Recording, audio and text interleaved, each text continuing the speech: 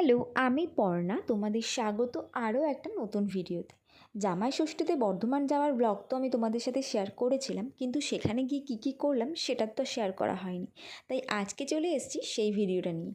দেখো, সকাল সকাল কিন্তু আমরা পৌঁছে গেছিলাম। তারপর এখানে আমাদের অ্যাকচুয়ালি রিচুয়াল করা হয়নি, তার কারণটা 1 নম্বর বৌমনিদের বাড়িতে জামাই ষষ্ঠী সেরকম নিয়ম নেই। আর তাছাড়াও আমার যেহেতু শ্বশুরমশাই মারা গেছিলো, কোনো নিয়মকানুন সেভাবে করতেও পারবো না।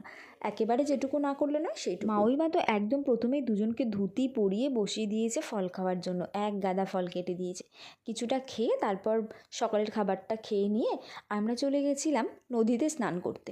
বর্ধমানে বৌমনিদের গ্রামে যাব আর নদীতে স্নান করবো না, এটা হতেই পারে না। এটা কিন্তু গঙ্গা নদী।